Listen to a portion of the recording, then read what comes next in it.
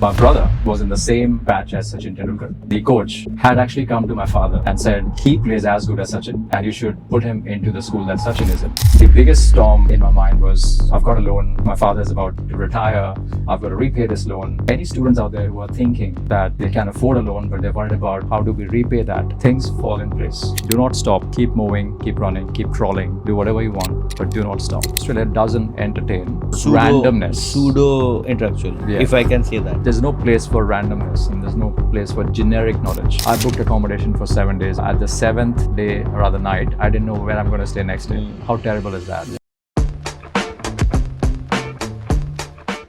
Hey everyone, welcome back to the Living Pod by Saurabh. Yet another episode of a session where we invite educators, we invite founders, we invite achievers, not because they are earning better or they are like traveling and they are living outside India, but because they've been doing basics. They've been disciplined, they've been passionate, they've been sticking around, on all those Mondays, which seems blue, but they made it, in their stride and then continue to grow. So on that note, today episode, we have one of my friend, one of person who've been very embracing and he's been very supportive, especially in the ecosystem, which is not easy to get through. It took me some years to get through that close-knitted ecosystem. But Shrikant, how are you? Very good, Saurabh. Thank you. And firstly, thank you for inviting me on your fascinating podcast. I missed to be featured on your virtual coffee show. So I thought one day I'll invite you, and it's happening. 100%. I'm so pleased to be here, Saurabh, and I've seen your podcast and the way you've carried this forward to becoming a legacy is just mind-blowing. Legacy is a big word. I feel like a baggage, but I'm trying to do my bit. Yeah. But how are you doing? Very good, very good. I'm excited to be here and pretty much looking forward to this podcast today. And what's happening? Usual. Australia, as you know, Australia is always in the news. So, we are hoping that we'll get over this tide of the visa sort of discussions around visa refusals and things. But, Australia is the flavor and, has always been for international education. And before we go further, if you want to formally, because I know you well, right? So, मुझसे ना natural नहीं आ पाएगा बताओ अपने बारे में. Okay. But there are so many audience which is probably hearing you for the first time, right. Or probably been curious to know more. If you can do a 1 minute or 30-second elevator pitch. That's you don't need to, but 30-second introduction. It's a bit hard, but I'll try. So essentially, like many of you are out there in the audience, especially the young minds who've been thinking what you want to do in your career, what you want to do in your life. I was pretty much in that seat about 25 years ago, very confused, very uncertain about things. But the one thing I didn't stop at was making an attempt, staying confused, staying vulnerable to the situation, and it finally got me to go into Australia. And after I moved to Australia, I finished my MBA in Queensland. From then on, I picked up a job in international education, which was by a chance coffee with someone, and from that point there was no looking back. So I definitely advise all our audience that do not stop, keep moving, keep running, keep crawling, do whatever you want, but do not stop. You are a director of international marketing. That's right. It sounds very fancy and very huge. Yeah. How did you what do you do? What do I do? So at the moment, I'm leading the global marketing for James Cook University Brisbane. I also lead the international admissions for JCU. And finally, the compliance aspect. So I'm in charge of our global marketing, compliance, recruitment, and digital promotions. So lots of people are watching this is probably are from the age of probably 13, 14 age who want to now, understand what is higher education. Yeah. Whether we should go abroad, for undergrad or postgrad, and then which country and which course, or what are the ways we can shortage, and they can hear it from the horse mouth itself. Right. And also with the tinge that they know that, okay, if Shrikant is from James Cook, and you have spent so many years into Brisbane, you will have a colored view, and this is what we want. You know, that you share your narrative or your belief, you know, and then people should get all the information, and then they can take informed decisions, rather than people going to any education partner, you know, and then ask them that, okay, where should they go? It's not education partner fault, it's students and parents fault. If they're not doing research, even this era, when everything is like kahan jaऊँ क्या करूँ और मैं ऐसा हूँ, अगर वो ये नहीं करना चाह रहे, you know, then probably no one need to be blamed. That's right. Over to you. Yeah, look, I think it's a great question. In fact, you asked probably about a dozen questions in that one question. But I'll probably share, you know, a very story person. So I'll share a bit of a story here. And when I started thinking of studying overseas, it wasn't after my graduation. It started somewhere out of confusion. You studied from Mumbai? I studied from Mumbai. I graduated from Mumbai University. And I've also done a course in public relations and advertising. I'm a very creative sort of background as well. But the whole story of going abroad actually started with confusion. And I think this is how it should start, I feel like. When I was about 14 years, and Sachin Tendulkar was like a, you know, great star. He still is. He's a god of cricket. I said to my mother, I want to be a cricketer. And luckily my brother intervened and he said, he's out of his mind, too late to start a cricketing career. I was a good cricketer. I still play good cricket, but IPL खेले थे? Maybe. You believe or? Maybe. I'll tell you what, I think it's destiny. Let me be a little less scientific here. You know, for most audience, you know, when you say destiny, people feel like, okay, you're just leaving everything to destiny. No, it's not that. I think, and I'll give you an example of my brother. My brother actually was in the same batch as Sachin Tendulkar. Oh. And Shrikant was the coach. Right. And just a few days ago on a family get together, we brought this topic up, and the coach, Shrikant, had actually come to my father and said, he plays as good as Sachin, and you should put him into the school that Sachin is in, that Shad Ashram. And my father, like any typical dad, Indian dad would do, is he said, nothing doing. I want his education to be number one priority. He's not going to play cricket. He's not going to change school. Nothing. It was that day. It was today. And I don't joke this with my brother. And I tell him that, you know what, maybe the god of cricket would have been you. And you never know. You know, you can't say what would happen. But I think what you should do is you got to make the most of what you've got with you. And I think that's where I said confusion. So thought of cricket as a career. It didn't work. My brother intervened, luckily. Then my elder brother was working for Emirates Airlines back then. So I thought I should be a pilot. But then I was already into commerce, so I couldn't do that.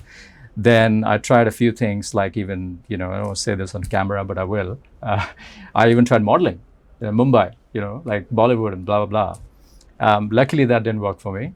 And at least 6 different types of careers and fields is what I explored before I thought, okay, let me just get out of this place, clear this confusion. Thought of US needs 16 years of education. Right. And then that's how I ended in Australia. Perhaps the best thing that happened. I needed that disruption in my life.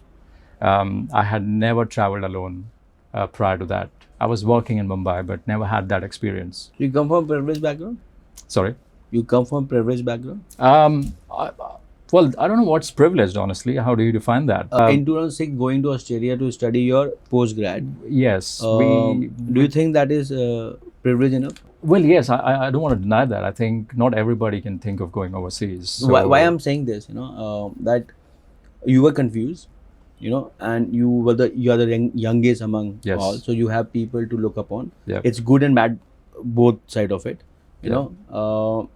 But you were confused and you have an option, okay, let me go to Australia. Yes. And then you got an exposure, of course, you went out of your comfort zone. It takes lots of guts to go abroad. People feel that, it's like anyone can go and 100%. Everyone should go. 100%. No, at all not. Yep. Not everyone should not go at all. No, yeah. Right? But there's a internal battle which we fight, right? Yep. How will I able to make it? Even when I'm in Delhi or in Mumbai, we are good with our friends, but how will the other nationalities? Language, we might be speaking English, but Aussie language is very different language. It's so hard to pick. Correct. You know. Yeah, absolutely. So what were those internal confusions or apprehensions there must be? I think there was a mini storm. I'm going to put it that way. There was a mini storm in my mind that okay, you want to disrupt your life, but can your father manage this? Can he afford this kind of education? And we obviously took a loan and stuff. It didn't stop there because my eldest brother is an engineer by profession. My elder brother is an architect, and I've got sisters. They're also in professions. Now I was the only one who dad would say, and I have to say this in Hindi to have the impact. पता नहीं ये क्या करेगा life में, because I was the only one with commerce background, and arts and commerce back then were not the most looked down upon sort of fields. So I had that pressure from sort of family in the sense, what will I do in life? And I thought, okay, I feel like strategy, business, marketing is my thing. I'm a creative person.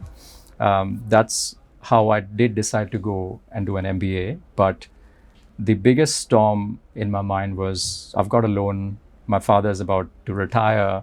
I've got to repay this loan. So any students out there who are thinking that they can afford a loan, but they're worried about how do we repay that, things fall in place. As long as you've got your heart and mind in the right place, things always fall in place. You have to work hard. There's no shortcut to that. But do not get, upset or disappointed if you're thinking on those lines. That's just showing that you're responsible. You have a responsibility. So do not a bit of fear and bigger apprehension is good. Toes, the nervous energy is good. Absolutely keeps you on toes. Absolutely. You mentioned about you took a loan for international education. Yeah. What's your view on this? For yourself, and also because you are international marketer, you've been meeting so many students and parents, and also work with so many education partners all across the world. Yes. So how people see taking loan or financial aid for their international education, probably then we can add like how, different nationality perceived differently, like because you deal with Indians, you deal with Bangladeshis, Nepal or Nepal. This I always get caught. This I learned from Australian mates. So I know I'm talking to Australia ecosystem, then I need to roll down my tongue and say Nepal. But over to you. Yeah, well, a good question, Saurabh. And I think it's a subjective matter. Whether you go for a loan or you don't, it's subjective matter. But globally, you're right. There are certain countries who would basically just go for the entire, loan amount. They would not really spend anything. So if you want to compare Indians with Nepalis with Bangladesh, I think it's similar. South Asia is very similar. Yeah. So they're pretty much similar in terms of the percentage of loan may differ from family and from country to country. But broadly speaking, I think loan is always a key component for majority of the countries. And even if you compare with Southeast Asian?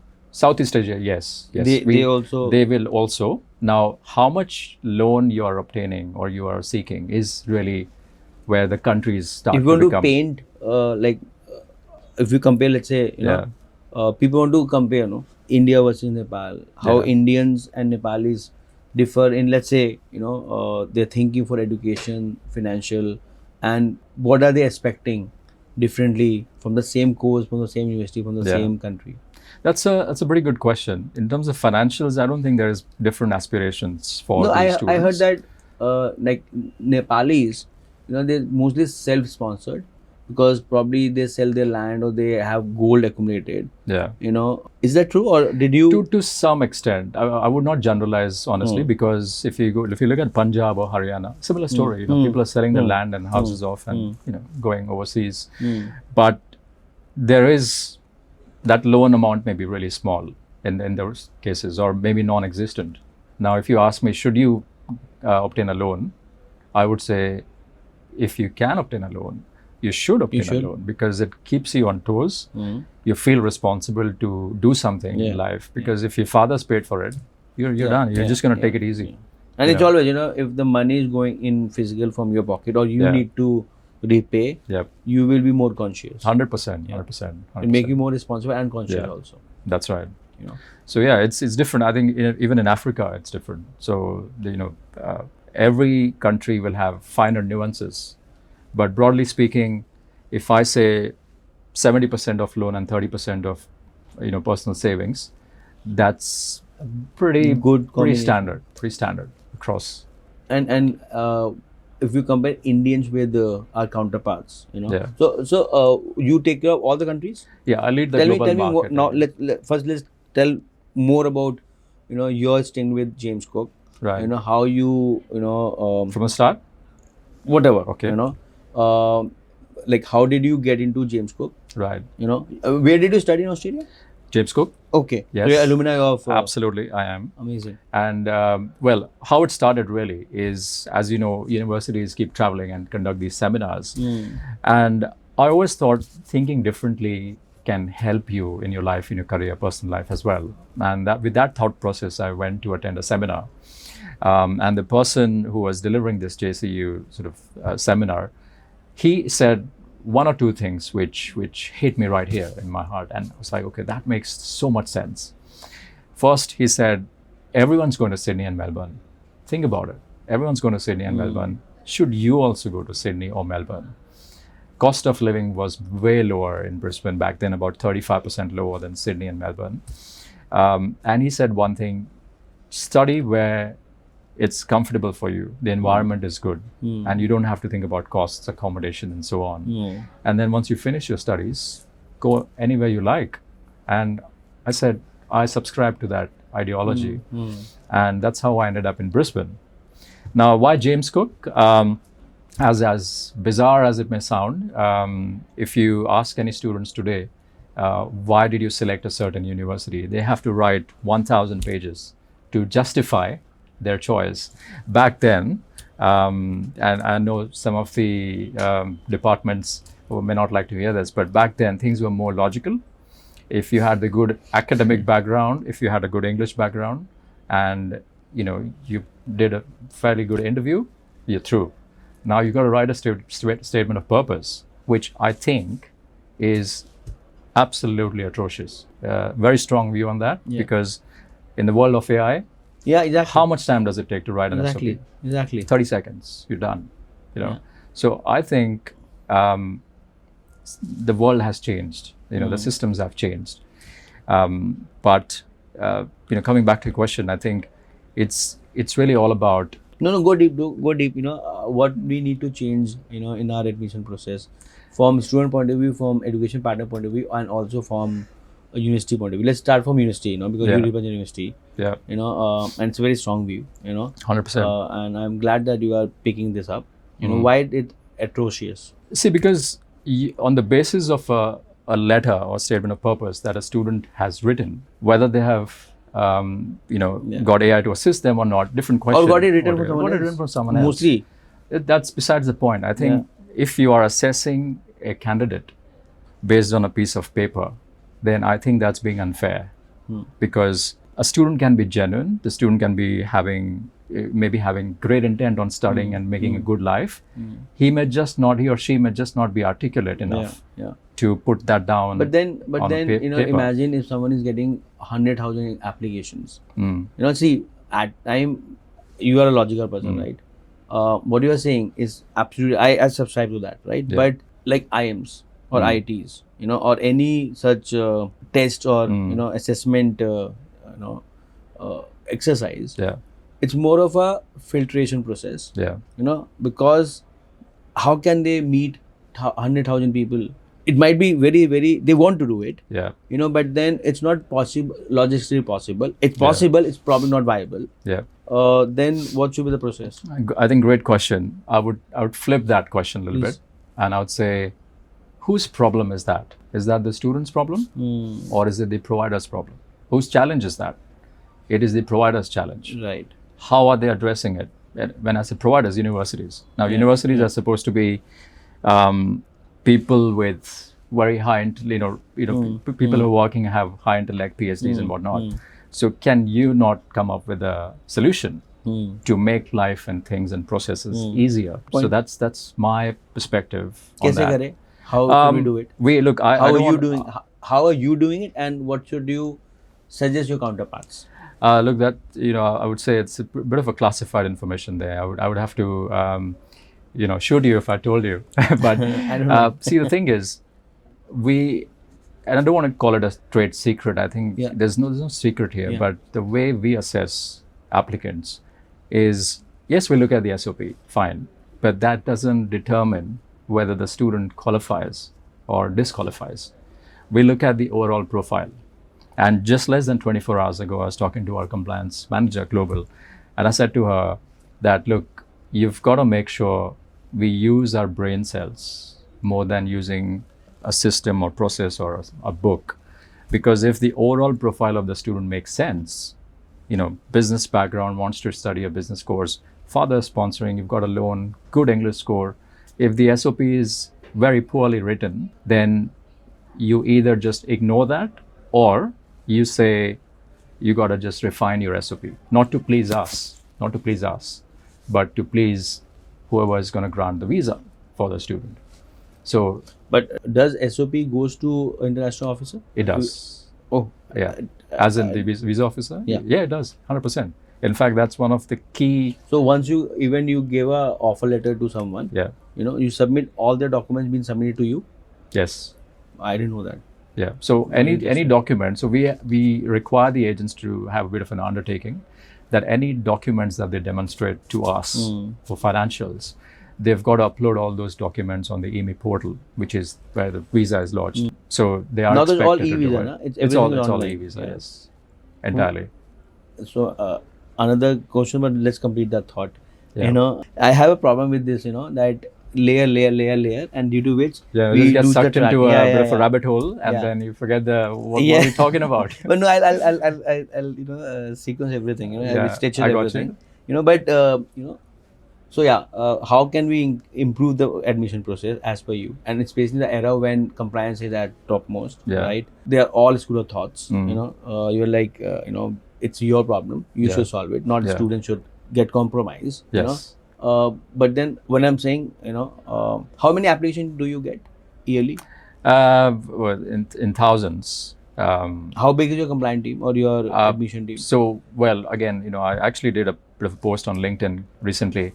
Most of the universities, including us, the ratio of marketing versus compliance staff is actually quite an interesting one. So 20% marketing and 80% compliance. That's our structure as well. So we're actually going out less and inviting students and promoting us than doing the compliance, not because necessarily we align with all those requirements. You're saying 80% marketing, 20% compliance. Sorry, 20% marketing, 80% staff are compliance. And that's, in my view, there's no standard ratio, but I think in my view, that's lopsided more to compliance, which should be a little different, maybe 40-60 perhaps. And in fact, so funnily, if you have bigger marketing, then only you need a bigger compliance team. Yeah, Correct. correct. If it's 20-80, Yeah. that 80% compliance are they overhired? Sorry, I'm not putting this. No, you're right. You're actually right. Look, you're asking me this question when I'm just doing an induction for a staff right here in Delhi. And overhire, I would say no, because they've got a lot of things on the plate. The thing is, when you look at what these people are doing in compliance, let's say you are a student, Saurabh is a student, makes an application.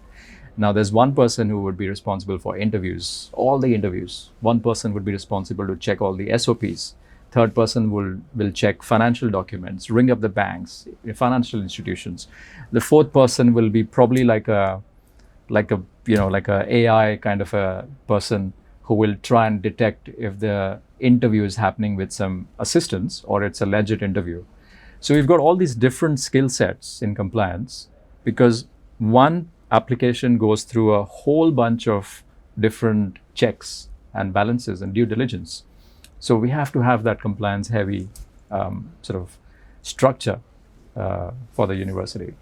Let's first close admission process. Yeah. So you're saying people should have more recruiter and not only 80% compliant team. This is what you are subscribing to, that at least you are suggesting to the ecosystem. You've been with James Cook for 20 years. 20 now. years, yeah. So, Almost 20 years now. to 2 years you read there. Yeah. Like you did your Correct. masters in Correct. till 2008 and then 2008 till 2025, Yes. close to 26. 18 years you are with them. Yes. And what level did you start? And how did you get your job? So That's a hack to lots of universities or lots of students. Well, look, absolutely. And I think this is a very interesting, my favorite sort of part of the whole journey is while I was a student, the first year, and I got involved with the university international office, and I said, can I help you guys in something? Can I help students? Yeah, I have a lot of knowledge to share. Can I do something? And very kindly and generously, I was told that, yes, you can do a bit of an orientation gig and things like that. And all those interactions that I was having, people back then in the organization, they liked what I was doing. And they said, Shrikant, when you next go back to India, can you do some agent visits for us? Can you do some seminars for us? Which I did. And they all went quite well.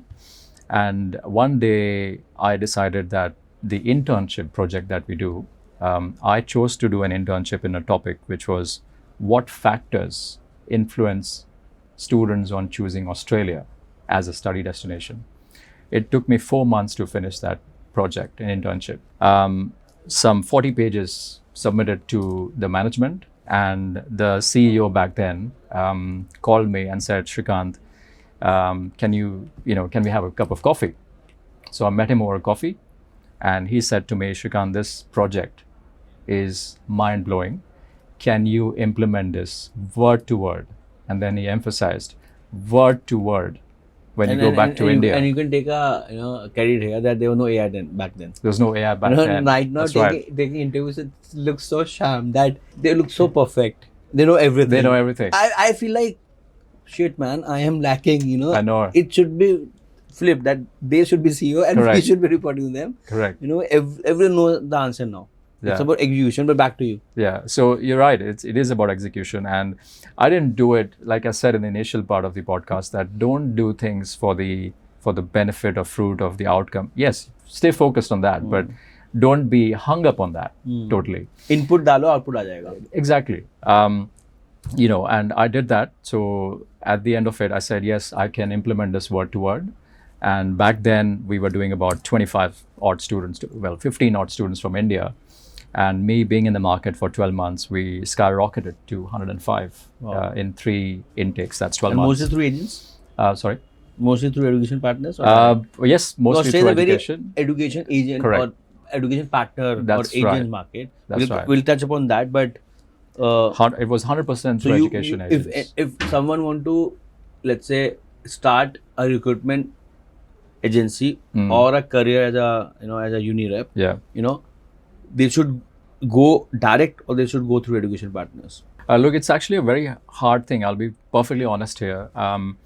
If you want to work for a university as a marketing or a compliance person, fortunately, unfortunately, the whole industry is so sort of small and close-knit that there is no course, program, experience module or something that can help you with an entry. You have to have network. And that's why I value network quite a lot. Yeah. I'm quite active on LinkedIn. 60-70% of the collaborations that I've done, business collaborations I've done in the last 5 years, are all through LinkedIn. And that's why you need to have a good network.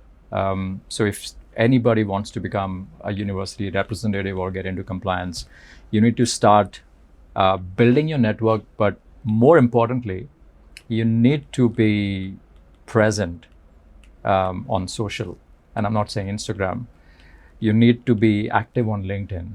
If you think you know a few things better than others, feel free to share it. Yeah. Don't worry about people judgment. Shy to, exactly. I mean, who can be more, testament to that? I'm not from industry. Right. There are so many people who probably, I know they judge and they back bitch or whatever. And I'm like, I'm learning. I'm not here to impress anyone.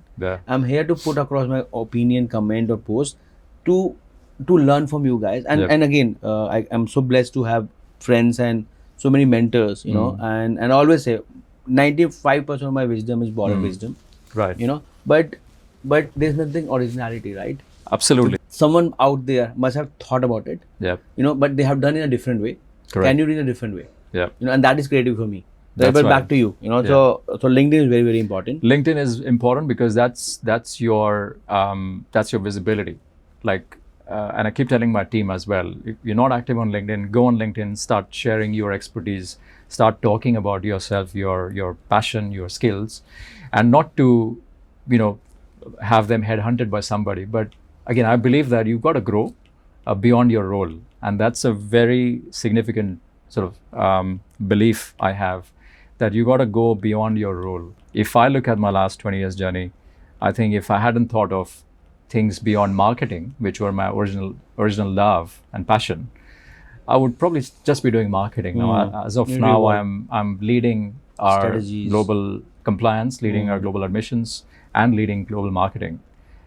So if I had thought just of marketing as my job and nothing else as my job, then you reach saturation. Is there a particular trade among Indians and lots of because I mean again though I have done I've studied from UK, 55% comes from UK Ireland for me, but the way I have friends in Australia, the way Australian High Commission, Australia, you guys been so embracing, and I know Australia is a very close knitted. It takes time to get in. Last 4 or 5 years, now I feel I'm a part of that ecosystem. Right. But it took me some time, and I felt it. Yeah. To get through, you guys, and I see why lots of education partners keep saying that, oh, we are not doing Australia, and there are people who are doing only Australia because they are part of that very core. Right. Is it true that there are some, 3 or 4 or 5 people who've been very instrumental on who will get contract for which university? Is it true? No, not really, not at all. Look, in fact, you asked some really, really good questions, and honestly, 20 years nobody's asked me that question. People know there's a problem. So good question. Is Australia? Why is Australia so sort of appears to be like a high-profile part of the industry where nobody can come in? Well, the only benefit of how the visa system works in Australia is actually this, that not that Australia has become a bit of a brand that nobody can get into, but it's made the entry criteria, set the entry criteria in certain way that nobody without proper knowledge can get in. So if you're an agent, you need to know precisely how the Australian visa works. If you're an accommodation provider, you need to know the exact problems Australia has. Because Australia, I think in a good way I'm saying this, Australia doesn't entertain randomness. Pseudo intellectual, if I can say that. Yes. So there's no place for randomness, and there's no place for generic knowledge. You've got to be Australia proficient to deal with Australia. And like I said previously, when we started, Australia has all the stars. So that makes it even more special, Very rightly said. And that's a great integration. Yeah, 100%. But why it's so conservative? Okay, I understand. Is Australia ecosystem government is more conservative compared to some other countries, Europe or some other destination? Yeah, I think I won't say government or Australian universities are conservative. I think the way the system has been set up for Australia, where there are so many boxes we have to tick. As a global marketing head, my job is not to really just get students. My job is to ensure that we get good quality students, number one. Then we get the visa successfully, number two. Number three, I have to be responsible for the retention of that student. We don't want students leaving quickly. Right. We are also responsible for oversight of agents. So we have to manage them closely and make sure no rogue agents work with us. So I've got like these 6 to 10 boxes that I have to tick every single day in everything that I do.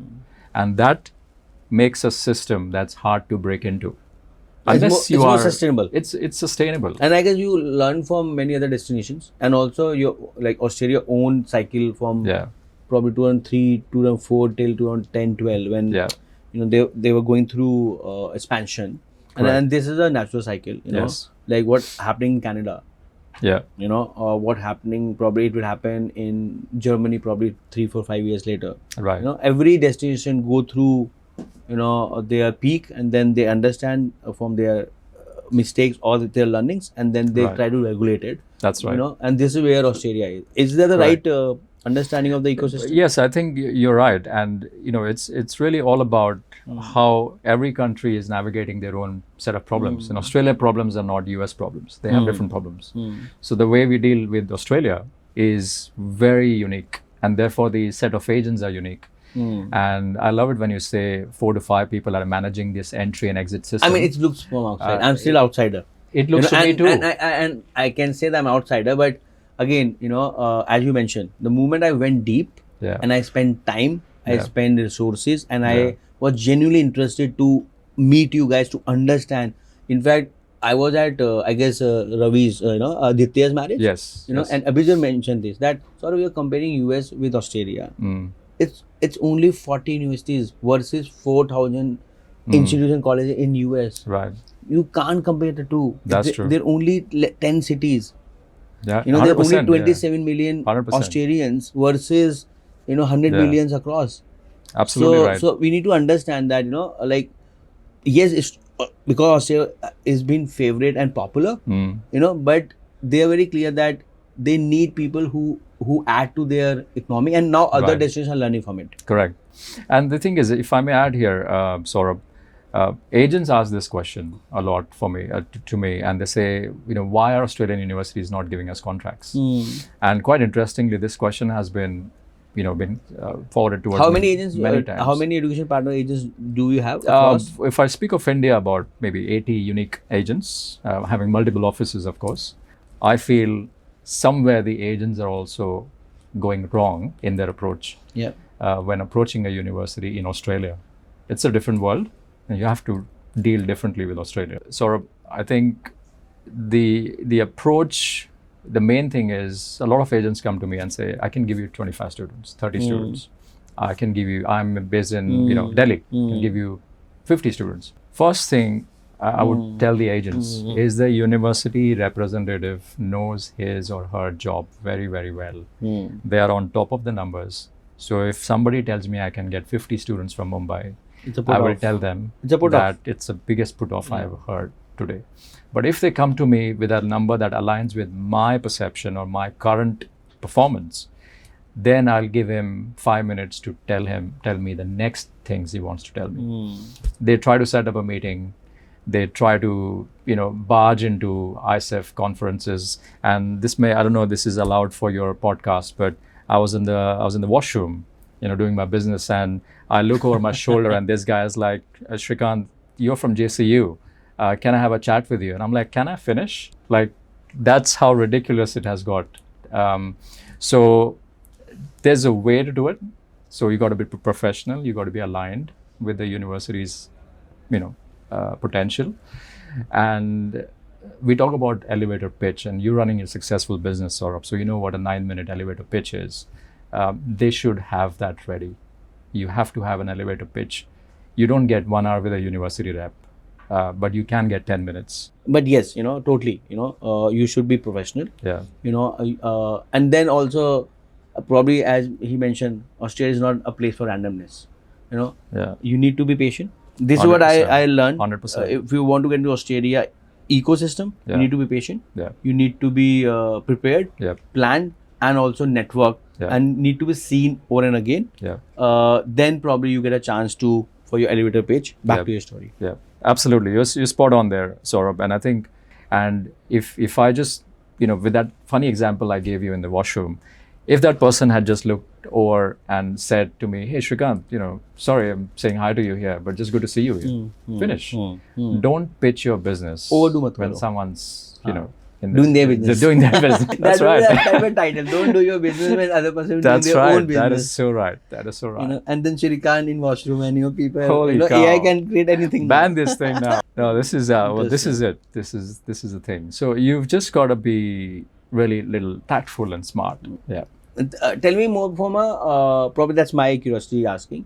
Let's say we have cracked India subcontinent. We have people in Southeast Asia. We have some education partners in MENA or in probably Africa. What are the distinguished differences or probably cultural differences to work with, let's say, a Bangladeshi agent or an ecosystem? Yeah. Nepalis, Southeast Asian. That would be a great probably my takeaway from this discussion. Yeah. And I'm sure lots of education agents are watching it. Yeah. Lots of my peer groups are watching it. Mm. Lots of even students and parents who want to probably learn more about, because you do international marketing. Yeah. And I'm sure you have sari country घूम ली?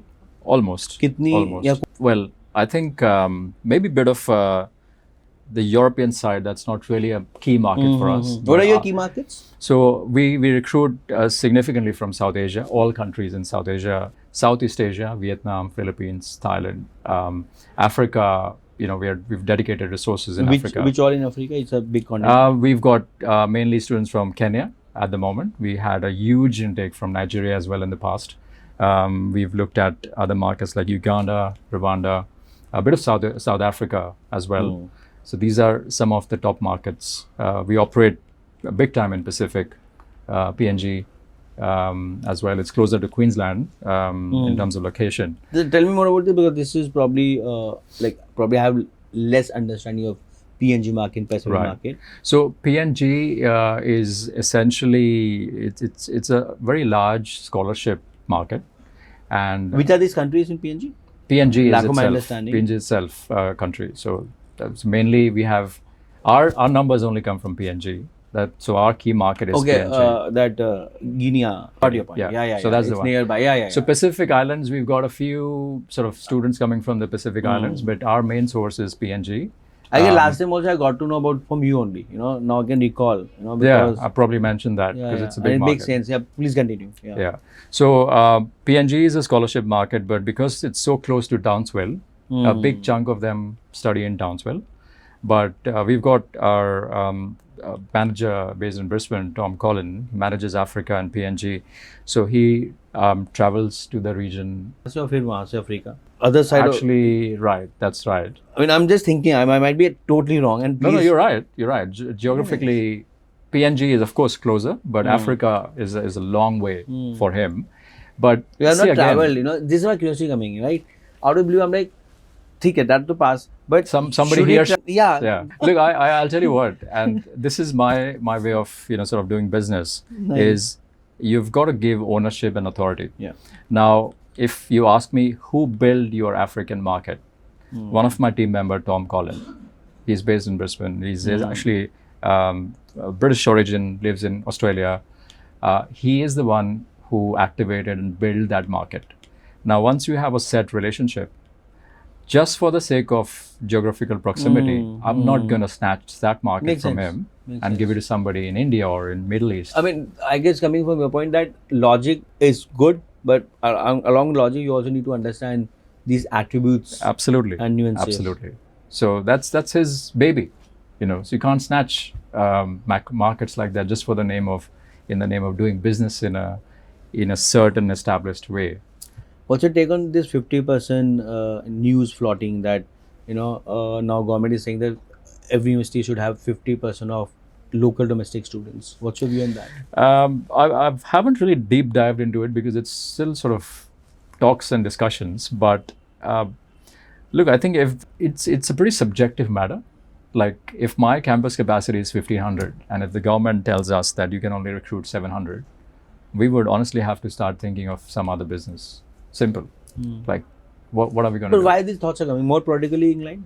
I think what's happened is, if I go back 2024, there was a massive influx of international students, a bit of uncontrolled influx also, and I think somewhere it's ruffled a few feathers. So why not talking about the universities and those incidents, then having a general view? I don't know. I think that's a government question for the government. But I feel like some universities have not done the right sort of due diligence, and I don't want to name them, but I will certainly indicate that being best doesn't mean you're doing the best compliances. A lot of mid-range universities and the popular universities in Australia, like we have more compliance staff, and I'm dealing with competition in a way where nobody's checking any documents and nobody's doing any sort of checks.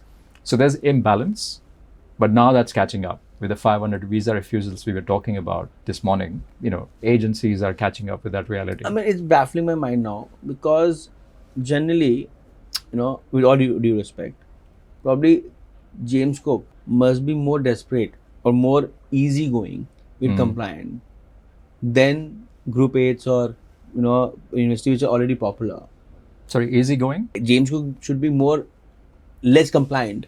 Should be less. Should be. Should be. Oh, I mean, sorry. Okay. Yeah. economic sense. Yeah. I need to grow my university. Correct. I Correct. need to have more students coming in. I'm not in Melbourne, Sydney. Yeah. Then probably I should be a bit more easy with Yeah. with documents and with recruitment and compliance. Yeah.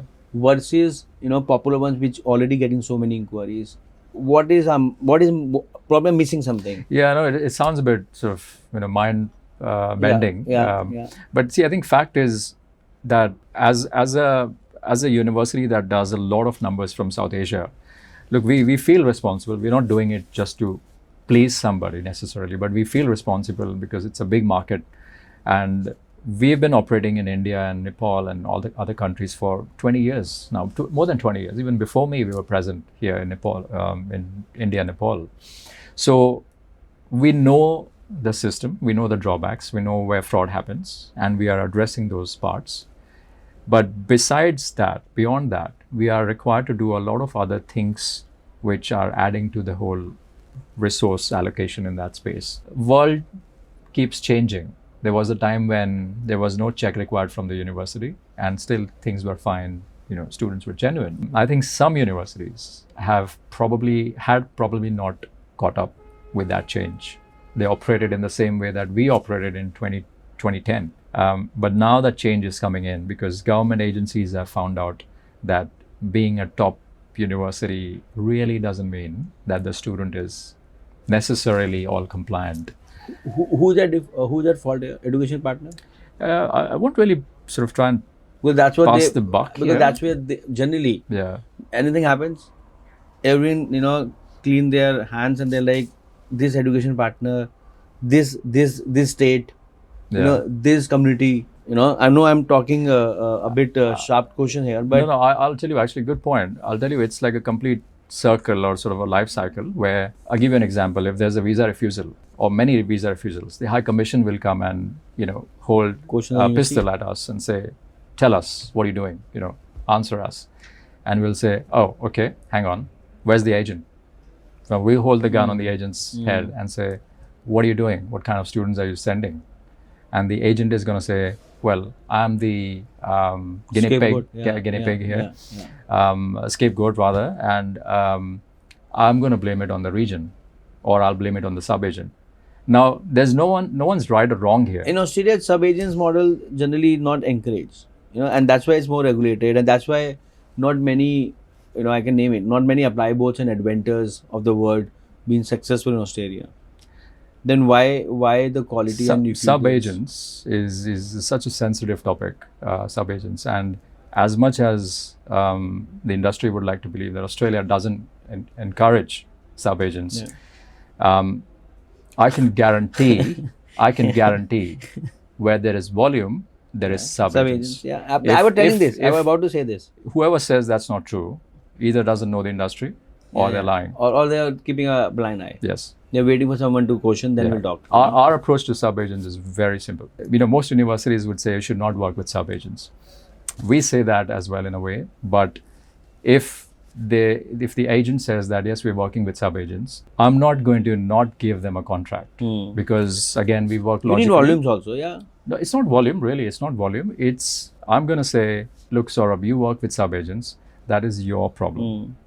For us, what you do with that application, we are not going to go to the sub-agent. Any problem, you can't blame it on the sub-agent. You have to take the blame. So we are open from that point that sub-agent is the problem of the main agent. And that's why you increase your compliance.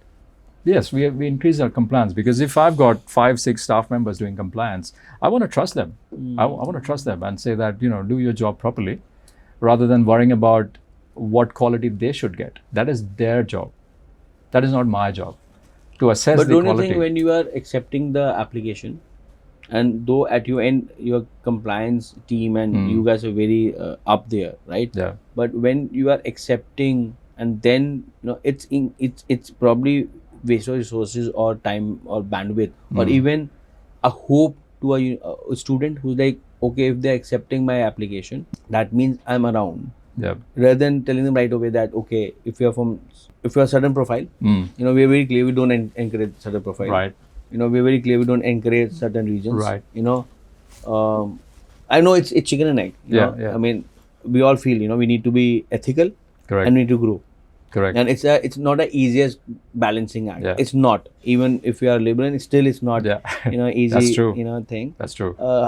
How one should go about? See, I think with the sub-agent model, quite frankly, the way we operate is we have our own filtration systems. So before my compliance team manages all the bulk, we have our own document and systems where the not so good ones are filtered out, and then they're dealing with the fair bit of junk that is deserving to be assessed or checked thoroughly.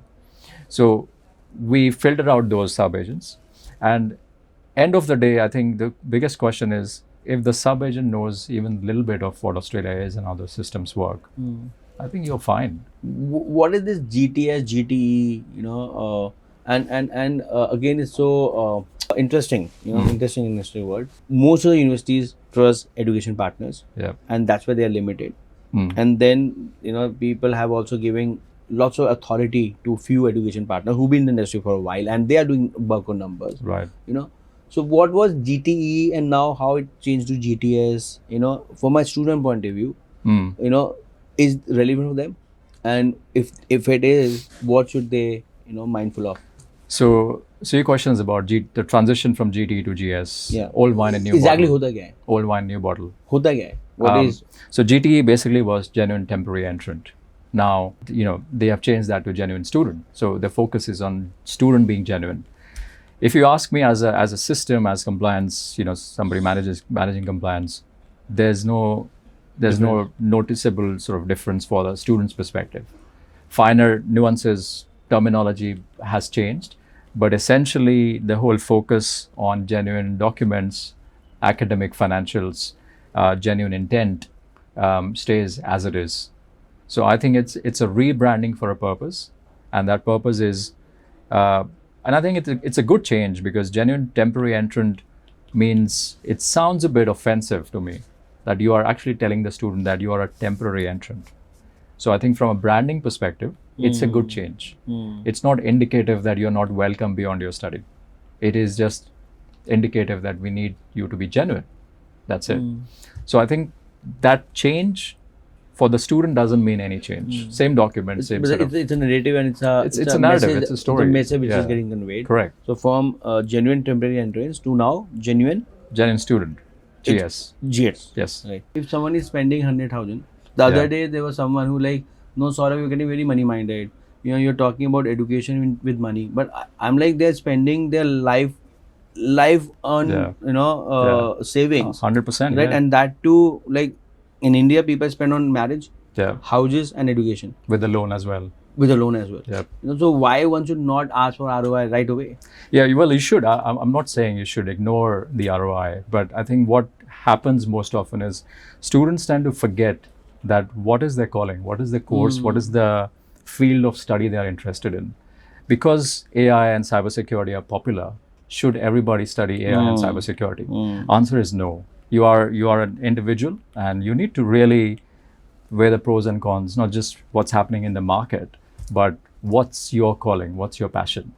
You want to get stuck into a course that you don't like, only to then change to something drastically different. Bad idea. So yes, you got to focus on ROI, but I think prior to that, you got to ask yourself some questions. And what are these questions? Well, if I share my example, then the reason why I studied an MBA in Australia was 20 years ago was... I thought you are 30, early 30. That's a compliment. Thank you. or you managed to get through in Australia I when think you were it's at 12 or 13. No. It's a vegetarian diet, sort of. So I attribute you're all vegan? of that. I'm not vegan. I'm vegetarian. So I think I asked myself that question 20 years ago, where I said, why am I doing an MBA? And my answer was very specific, and I'm glad it was. I wanted to learn about strategy. I wanted to learn about business, and I wanted to learn about marketing. These three areas and these three subjects were my favorite. And a little story here is that when I was studying MBA in Australia, and I had this subject called business strategy in my course.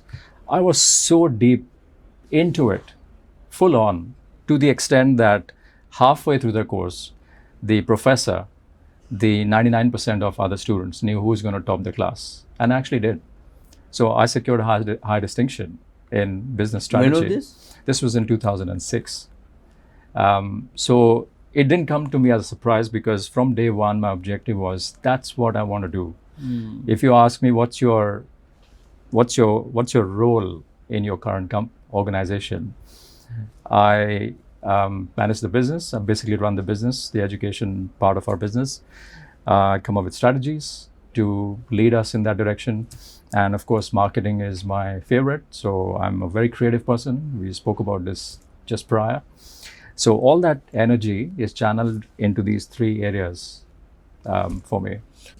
So someone like you, who have studied and stayed in Brisbane and traveled Australia, what is the accommodation status in Australia, and especially in Brisbane, when you went in 2006, and now it's almost 20 years. Yeah.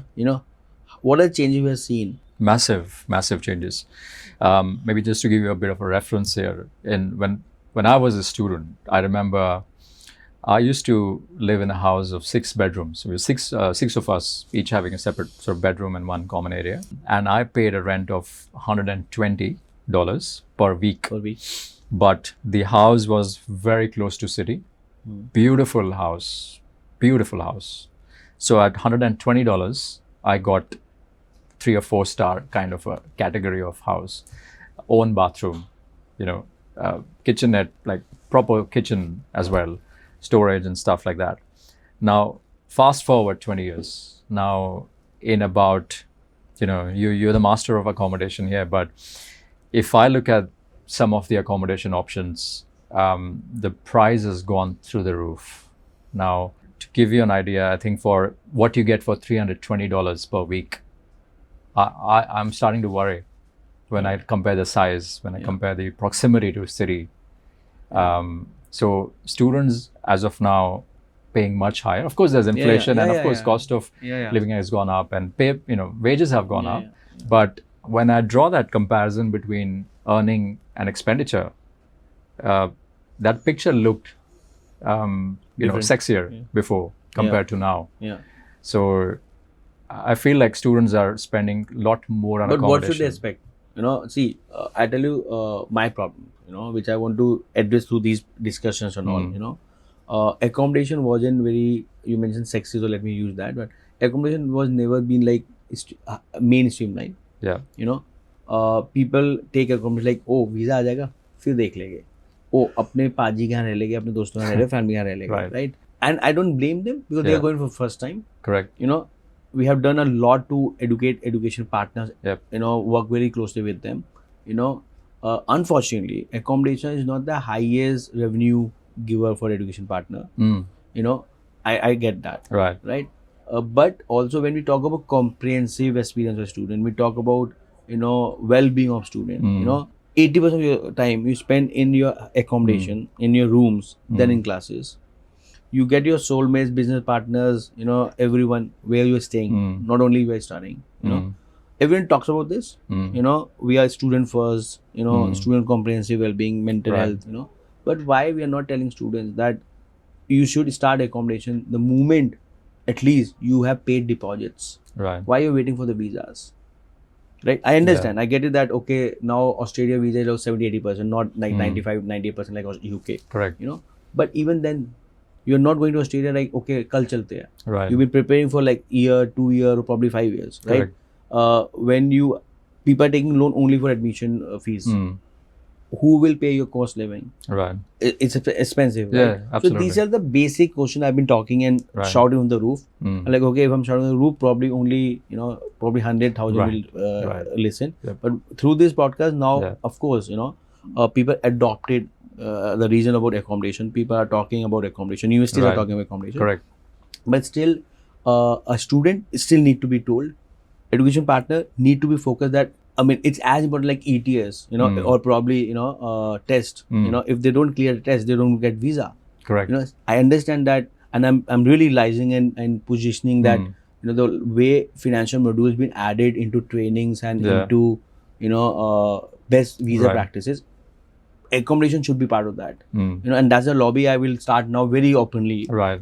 But still, why this part is being looked probably sort of not emphasized on it's much been like enough. got a step treatment. I think it's again, I think as a university we're dealing with a lot of things, and I'm not trying to justify our actions or somebody else's, but as a university we're dealing with a lot of things which have to be taken, have to have priority. Not saying accommodation is not. Our pre-departure briefings and seminars are only for accommodation, just to ensure that students find accommodation.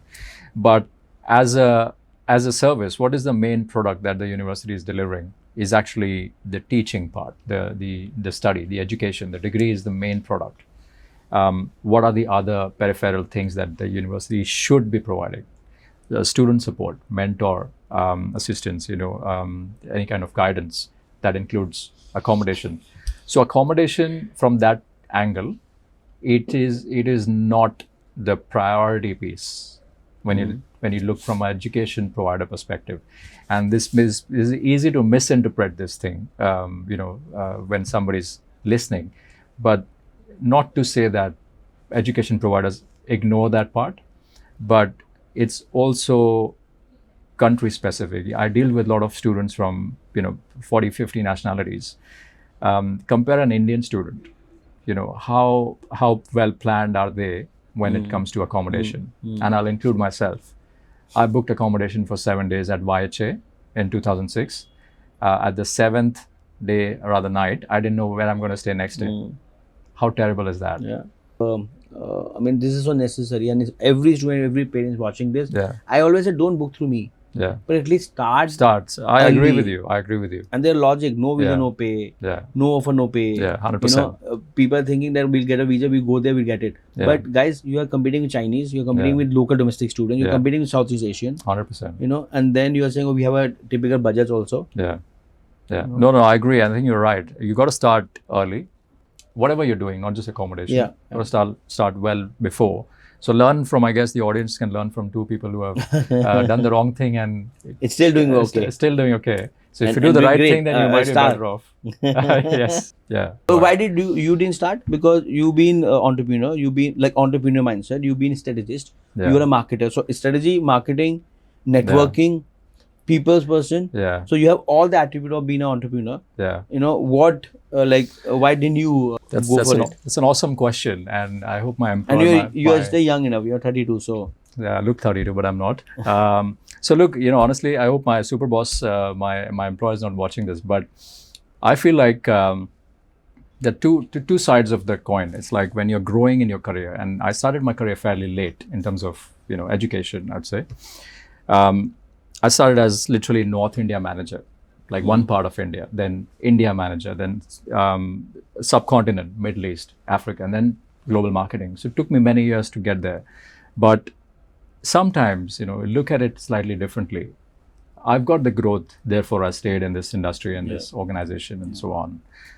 You might have heard this in movies where, people say that employers give you like a drip. They pay you salary and they give you a drip to keep moving and keep living your life. And once you cross a certain age, which we spoke, then the whole concept of doing business, even though you are very entrepreneurial in your nature, and which I feel I totally am, you are. Your responsibilities start to come in, and then you start to question, is it needed? Just while on this topic, I was talking about this to someone. And I ended up asking this question in a very offensive manner, and I didn't even realize that. And the person is young and was asking me, should I start my business or should I continue to grow in this organization? And so snappy and quick, I asked him. I said, what's your preference? You want to be part of somebody else's circus, or you want to run your own circus? And for a second, he just was shocked. And I was shocked. I was like, actually, that's an awesome way to ask that question. That's it. I think the answer to that question will answer clarify your doubts. Because you're right. Your circus is a derogatory way of saying it, but you're running errands for everything you do in business. You're doing everything in the business, and likewise, somebody else's business. You're part of it. On that note, thank you so much for tuning in. As I always say, if you have survived to be watching the full episode, which I'm very surprised that we have a 40 minutes average watch time, which is way beyond many of the shows and even categories, and I guess probably at this point, it's not about views or followers, it's about the quality of discussions, So please tune in and please keep sharing your feedback. If you want to troll us, please do that. If you want to comment, share the feedback, what guests you want to see, please do engage and please do share your feedback, because whatever we're doing for you, see, there's no sponsors, I'm not charging, I don't charge guests, they don't pay me, it's all in all because of love of global mobility and, the love for international education and the fact that you've been giving your time, which is the most important and most expensive currency in today's world. So thank you for that. And if you like it, please do share, subscribe, comment. If you don't like it, still comment at least, and if you can share in your groups, with your peer groups, with your students, with your parents, anyone who's keen to learn about global mobility, who wants to learn about any destination, this is for you. Keep living, keep learning, keep achieving, because we are here in this world to stay happy. And if we can stay happy while we are humble and adding value in the society, we are living a great life. Thank you so much.